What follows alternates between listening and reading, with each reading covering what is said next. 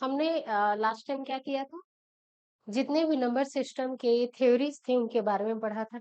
Number system में हमने कुछ नंबर जैसे कि रियल नंबर को पढ़ा था, नेचुरल नंबर से स्टार्ट किया था, और हम कहाँ तक गए थे, रियल नंबर और कॉम्प्लेक्स नंबर की पूरी जानकारी हमने ले ली थी, है ना। अभी हम क्या कर रहे हैं, कुछ प्रश्न उस दिन हमने सॉल्व किए थे, आज हम कुछ प्रश्न देखते हैं। ठीक है, ये जो प्रश्न है वो अभी के जो एग्जाम्स हुए ना उसमें आए हुए प्रश्न है। ठीक है, अभी जो आप जान रहे हैं कि 24 के लास्ट से 2024 के लास्ट से जो व्यापम का पैटर्न वो थोड़ा सा बदला हुआ है। 25 में भी पूरा वही पैटर्न चला है, 26 में भी उसी पैटर्न से आने की संभावना अभी भी है ना। देख लीजिए आप, सीजी व्यापम नगर सैनिक का एग्जाम हुआ था 2025, तो उसमें इस प्रकार के प्रश्न पूछे गए हैं, तो ऐसे टाइप के प्रश्नों को हम अब सॉल्व करेंगे।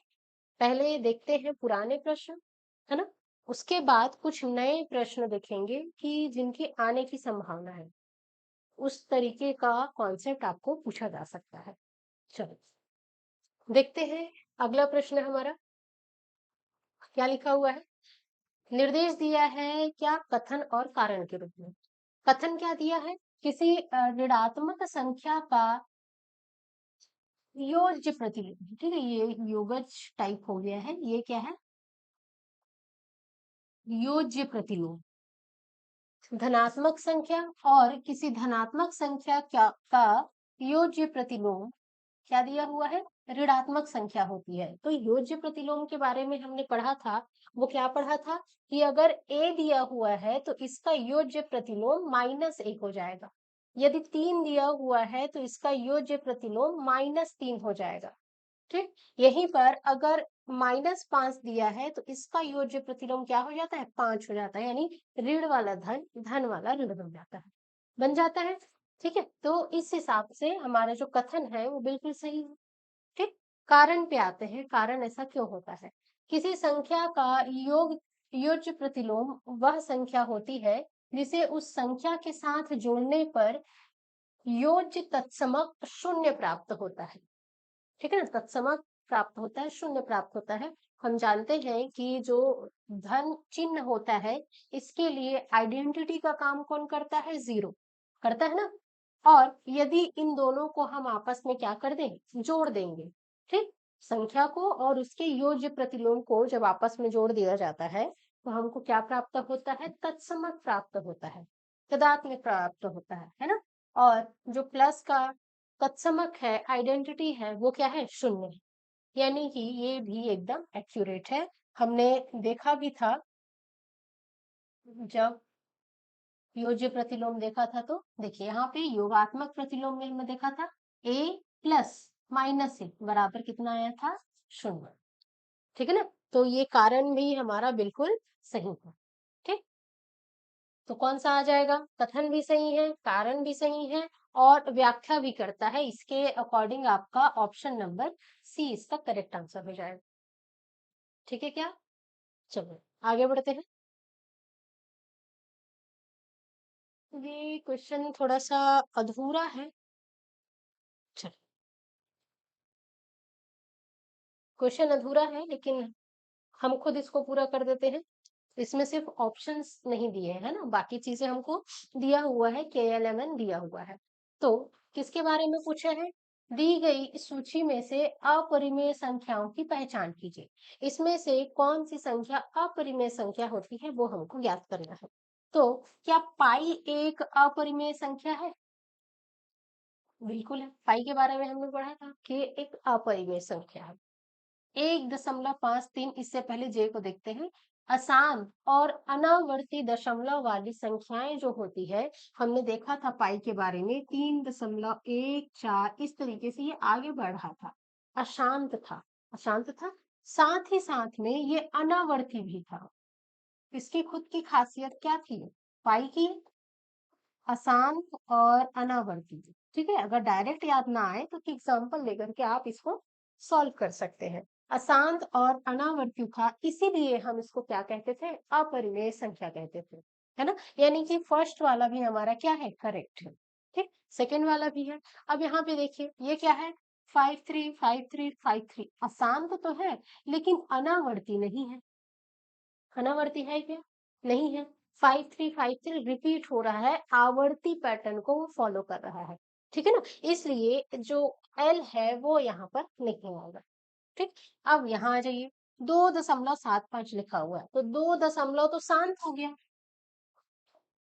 शांत हो गया ना, इसके आगे वो नहीं बढ़ेगा। हाँ, शांत ऐसे ही लिखते हैं, ठीक है। दशमलव में शांत और अशांत पढ़ते हैं, हमारा हिंदी वाला शांति वाला शांत नहीं है। ठीक, तो आप इसको इस तरीके से ही लिखेंगे। ठीक, 2.75 ये कैसा है, शांत है, और शांत के साथ साथ में क्या है, अनावर्ती है, रिपीट भी नहीं हो रहा। कुछ भी रिपीट हो रहा है क्या, 7 5 के बाद कुछ रिपीट नहीं हो रहा है, यानी कि ये वाला भी हमारा इनकरेक्ट है। हमको अपरिमेय संख्या के बारे में बताने हैं, तो अपरिमेय संख्याओं की जो खासियत होती है वो क्या होती है, अशांत और अनावर्ती होती है। एग्जाम्पल के तौर पर हमने पाई को लिया था। ठीक है, तो इसमें क्या आ जाएगा, आपका सही आंसर जे और के आ जाएगा। ठीक, क्या आ जाएगा, जे और के आ जाएगा। चलिए, अब आगे देखते हैं हम अगला प्रश्न अपना।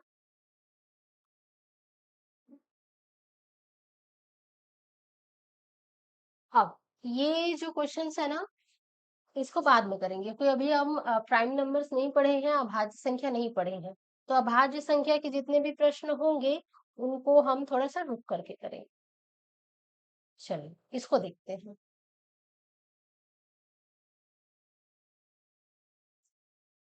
ठीक, सरलीकरण टाइप है, इकाई अंक निकालना है। तो क्या करना है, स्टेटमेंट क्या दिया है, 631, 289, 871, 429, 796, इन सबको आपस में गुणा करने पर इकाई का अंक क्या होगा। कथन दिया है 6 होगा, कथन बोल रहा है 6 होगा, कारण बोल रहा है क्या, क्योंकि अंतिम पद का इकाई अंक 6 है। ठीक, पहले तो चेक करते हैं कि कथन सही है कि नहीं, स्टेटमेंट अलग से दिया हुआ है हमको। ठीक, प्रश्न दिया हुआ है, उस पर ये कथन दिया हुआ है, तो चेक करते हैं, है ना। तो इसके लिए क्या करेंगे, इतनी बड़ी संख्या को गुणा करने के बजाय इकाई अंक निकालना है ना, तो इकाइयों को आप गुणा कर दीजिए। इकाइयों को गुणा करेंगे तो आराम से हम इसका इकाई अंक निकाल सकते हैं। तो 1 और 9 को गुणा करेंगे तो 9 आ जाएगा, 9 और 1 का गुणा करेंगे तो फिर से 9 आ जाएगा। ठीक है, 9 और 9 तो 9 9 होता है 81, 81। ठीक है, अब इसका इकाई अंक 1 है, अब इस 1 का गुणा इस 6 से कर देंगे तो कितना आ जाएगा, 6। यानी कि हमारा जो स्टेटमेंट है वो सही है, कथन जो है वो सही है। स्टेटमेंट तो सही ही है, वही क्वेश्चन है हमारा, है ना। कथन जो है कि इकाई अंक 6 होगा, ये सही है। ठीक, अब कारण क्या दिया है, क्योंकि अंतिम पद का इकाई अंक 6 है, क्या ये करेक्ट है। अंतिम पद अगर इसी को मैं चेंज करके 796 गुणा 429 लिख दूं, लास्ट के 2 टर्म को बदल दूं, इकाई अंक में कोई फर्क पड़ेगा क्या, नहीं पड़ेगा। वो अभी भी कितना ही आएगा, 6 ही आएगा, बाकी सारे अंक वैसे के वैसे रहेंगे। ठीक है ना, लास्ट के 2 टर्म हमने पलट दिए बस। ठीक, तो इसके हिसाब से जो कारण दिया है उसके हिसाब से क्या आ जाएगा, अब इकाई का अंक आ जाएगा 9। तो हर बार तो अलग अलग नहीं हो सकता ना, ठीक है ना। यानी कि जो कारण है वो पूरा का पूरा गलत, हमारा सिर्फ कथन सही है। ठीक है, तो ऐसा कौन सा ऑप्शन है जिसमें कथन सत्य है और कारण असत्य है, ये है हमारा ऑप्शन नंबर सी। ठीक, चलो आगे देखते हैं। ये भी आपका भाज्य में से है, और ये भी अभाज्य में से है, तो उसको बाद में देखेंगे हम, जब अभाज्य पढ़ लेंगे तब। कुछ और प्रश्न देखते हैं। चलो, क्या प्रश्न दिया हुआ है, निम्नलिखित कथनों पर विचार कीजिए, जिसमें ए दिया हुआ है आपका, प्रत्येक प्राकृतिक संख्या पूर्ण संख्या होती है। हमने समावेशन पढ़ा था, जो एन है वो समावेशित हो जाता है किसमें, होल नंबर पे, नेचुरल नंबर होल नंबर पे, होल नंबर किस पे चला जाता है फिर, इंटीजर, इंटीजर रैशनल नंबर पे, रैशनल नंबर किस पे चला जाएगा, रियल नंबर पे। ऐसे होता है, यही समावेशन है। क्या बोला गया है, प्रत्येक प्राकृत संख्या, जो नेचुरल नंबर है वो होल नंबर होता है। करेक्ट है, प्रत्येक जो प्राकृत संख्या होगी वो क्या होगी, पूर्ण संख्या भी होगी। ठीक, पहला वाला करेक्ट है। दूसरे की बात करते हैं। प्रत्येक पूर्ण संख्या पूर्णांक होती है ना, प्रत्येक जो पूर्ण संख्या होगी वो क्या होगी, पूर्णांक होगी। ठीक है, यानी कि देखो W के अंदर में जितने भी सारी चीजें आएंगी वो सब Z के अंदर में भी होगी ना। ठीक, अच्छा, तो ये बी वाला भी आपका करेक्ट है। सी देखते हैं कि प्रत्येक पूर्णांक परिमेय संख्या होगी, जितने भी पूर्णांक होंगे वो सब परिमेय होगा, समावेशन से ये भी क्या हो जाएगा, करेक्ट हो जाएगा। अगला, प्रत्येक परिमेय संख्या अपरिमेय संख्या होती है। तो परिमेय संख्या और अपरिमेय संख्या क्या होती है, अलग अलग होती है। ठीक है ना, तो उसको हम डायरेक्ट अपरिमेय नहीं कह सकते। ठीक, तो ये वाला हमारा गलत हो जाएगा। सही आंसर क्या होगा, ए, बी और सी। ए, बी और सी आपके कौन से ऑप्शन में है, ऑप्शन नंबर ए पर, ए, बी और सी। ठीक है, अच्छा, अगला प्रश्न हम देखें।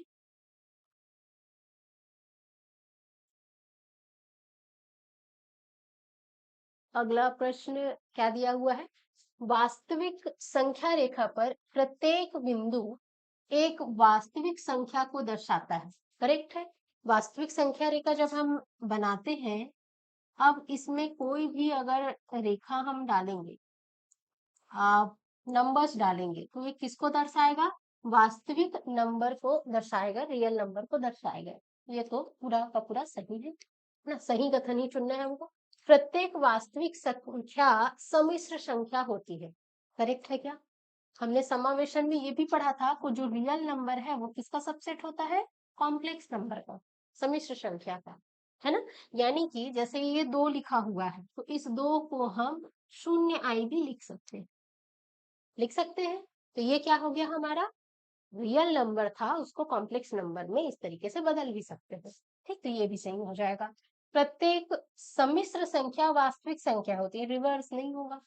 प्रत्येक सम्मिश्र संख्या यानी कि इस तरीके से लिखा हुआ है, ये 2 धन 3 आई हो गया, तो क्या ये रिवर्स होके रियल नंबर बन सकते हैं, दोनों का मिक्सअप होता है क्या, सम्मिश्र संख्या, किसका किसका, वास्तविक संख्याओं का और हमारी जो काल्पनिक संख्या होती है आयोटा उसका।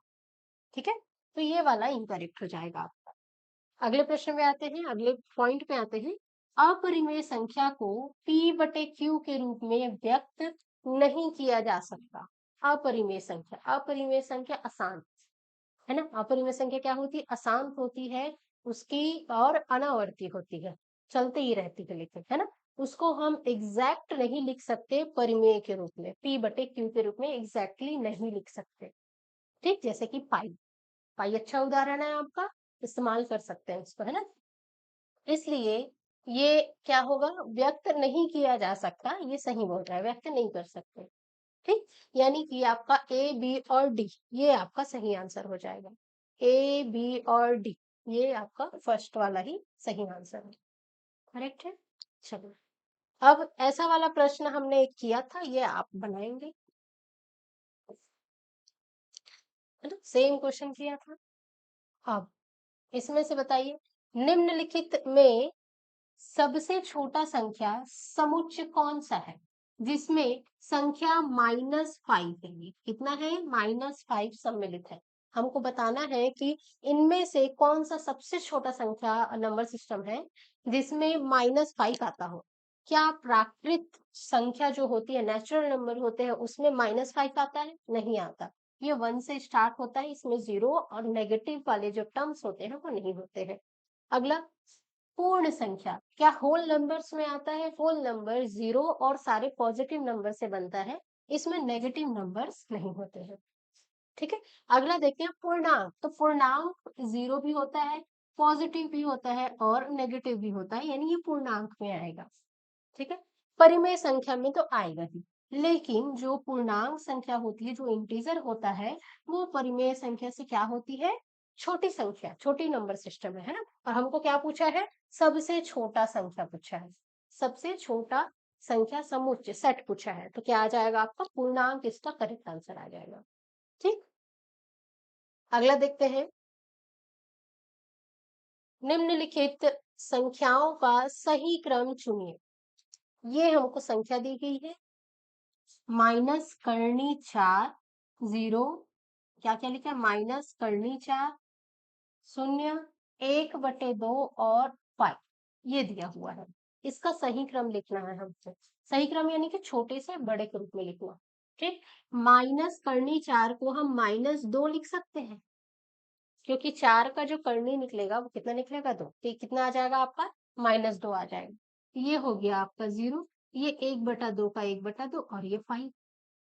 ठीक है, 1/2 का मान कितना होता है, ये हो गया, ये हो गया। 1/2 का नाम मान क्या लिख सकते हैं, 0.5 लिख सकते हैं। आधा ना, तो आधा का मान कितना होता है, 0.5। पाई का मान कितना होता है, दशमलव में 3.14 अप्रोक्सीमेटली ये होता है।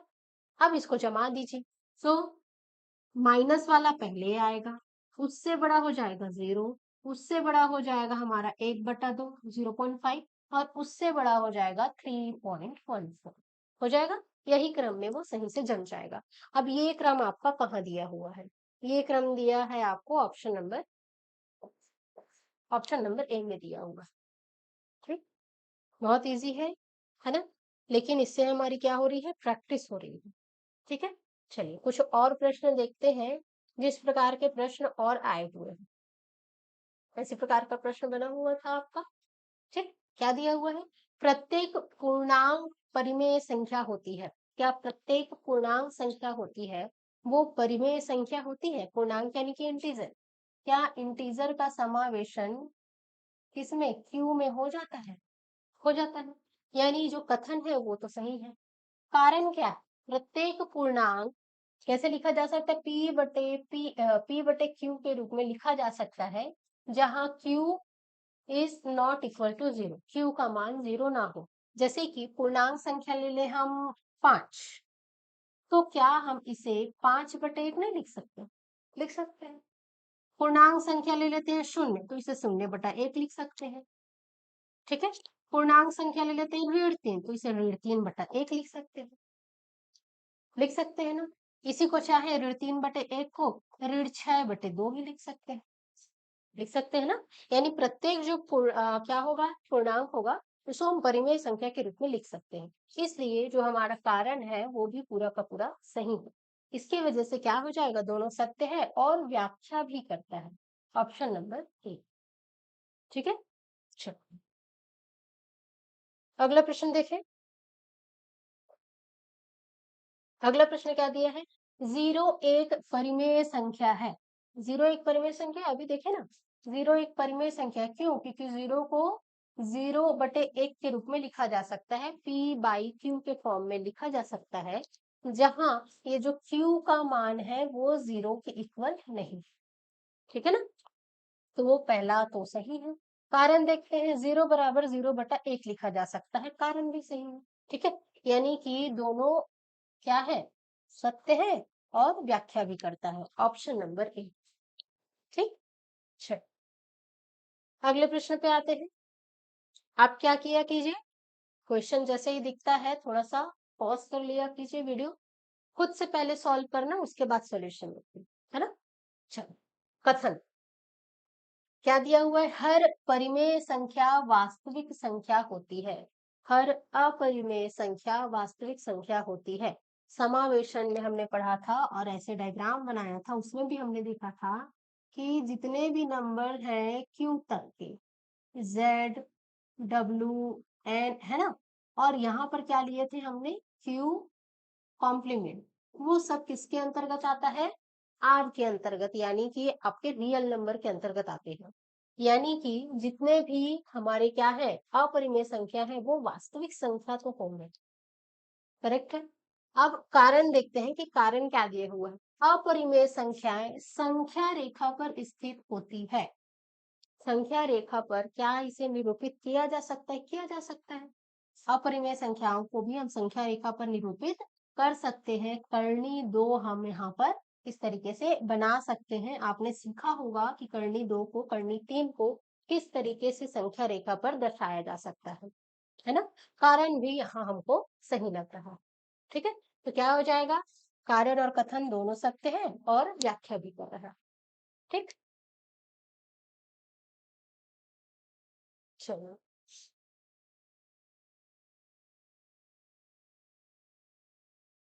व्याख्या इसमें आप नहीं कर रहा है लिखिएगा, ठीक है? पूर्ण रूप से व्याख्या नहीं कर रहा है ना? थोड़ा सा ये आपको ट्विस्टिंग लगेगा। पूर्ण रूप से व्याख्या क्यों नहीं कर रहा है? क्योंकि इसको संख्या रेखा में हम दर्शा जरूर रहे हैं, लेकिन इसका सही आंसर क्या होगा? क्योंकि जो अपरिमेय संख्याएं हैं उसकी जो सारी संख्याएं हैं वो रियल नंबर के अंतर्गत आती है, समावेशित हो जाती है, इसलिए वो क्या है, वास्तविक संख्याएं भी होती है। ठीक है, कारण भी सही है, लेकिन पूर्ण रूप से व्याख्या नहीं करता, पूर्णतः व्याख्या नहीं करता, अंशतः करता है ना? अंशतः करता है, ध्यान रखेंगे इस बात को। तो इन दोनों में थोड़ा सा कॉन्फ्लिक्ट हो सकता है। ठीक, चलिए अब कुछ और प्रश्न हैं, उनको देखिए। ये 9वां वाला देखिए, मैच करना है हमको। प्राकृत संख्या कौन सी है? पूर्ण संख्या, पूर्णांक संख्या, अपरिमेय संख्या। बहुत इजी है, आराम से बना सकते हैं। अपरिमेय संख्या जहां करनी दिखे अपरिमेय संख्या। ठीक, जीरो, जीरो किस में आ जाएगा? आपका पूर्ण संख्या, ठीक है ना? -5 आपका क्या आ जाएगा? पूर्णांक संख्या। प्राकृत संख्या में आपका पॉजिटिव नंबर आ जाएगा, है ना? अब आप बोलेंगे कि 7 जो है वो पूर्ण संख्या भी है, पूर्णांक संख्या भी है, लेकिन 0 -5 करनी, इनको हम प्राकृत में नहीं ले सकते, इसलिए हमको किसको लेना पड़ेगा? 7 को लेना पड़ेगा। थोड़ा सा सोच करके यहाँ पर लेना पड़ेगा, ठीक है ना? तो इसका क्या आ जाएगा? फर्स्ट का ए का आ जाएगा 3, ए का 3 आपके दो जगह पे है। फिर बी का 1 हो जाएगा, बी का 1, बी का 1 ऑप्शन नंबर ए पर। सी का हो जाएगा 2 और डी का हो जाएगा 4। ठीक, ऑप्शन नंबर ए आ जाएगा, करेक्ट। चलो हम क्वेश्चन नंबर 10 देखते हैं। इसी में, इसमें भी सेम क्वेश्चन है। क्या दिया है? परिमेय संख्या, अपरिमेय संख्या, वास्तविक और सम्मिश्र। तो सम्मिश्र संख्या तो अलग से पहचान आ जाती है, उसमें आई रहेगा, 3 + 2i, है ना? ये एक सम्मिश्र संख्या है। अपरिमेय संख्या अलग से पहचान आ जाएगी, उसमें करनी रहेगी, ठीक है? इसके अलावा परिमेय संख्या बटे के रूप में लिखी होती है, तो इसको हम बटे के रूप में लिख सकते हैं, करेक्ट। अब जो पाई है उसको अपरिमेय लें कि वास्तविक लें, यहाँ पे कंफ्यूजन है ना? तो इसको हम किसके अंतर्गत लेंगे? पाई को वास्तविक संख्या के अंतर्गत लेंगे, क्योंकि जो पाई होता है वो परिमेय संख्या, अपरिमेय संख्या के साथ साथ वास्तविक संख्या भी होती है, ठीक है? तो फर्स्ट में आ जाएगा आपका सेकंड। अब फर्स्ट का सेकंड दो जगह पे है, सेकंड में आ जाएगा थर्ड, सेकंड में थर्ड, यानी कि आपका फर्स्ट वाला करेक्ट हो जाएगा, ठीक। चलिए, तो ये संख्या पद्धति में अभी जो हमने सेट्स पढ़े हैं, नंबर सेट पढ़ा है, उससे रिलेटेड ये प्रश्न है ना? हमको सेट के अलावा भी कुछ ऐसे नंबर होते हैं जो उन्हीं सेट के बीच से निकाल करके बने होते हैं, उनके बारे में भी हमको पढ़ना है। तो उसको फिर अगले वाले में कंप्लीट करेंगे, है ना? फिर उनसे उनसे रिलेटेड कुछ क्वेश्चंस को देखेंगे, उसमें हम क्या क्या पढ़ेंगे? सम संख्या पढ़ेंगे, विषम संख्या पढ़ेंगे, अभाज्य, विभाज्य संख्या, है ना? गुणनखंड कैसे करते हैं, अभाज्य युग्म क्या होता है, उन सब के बारे में पढ़ेंगे, ठीक है? इसको यहीं पर अभी के लिए स्टॉप करते हैं, इतने ही क्वेश्चंस उसके रखते हैं, ठीक।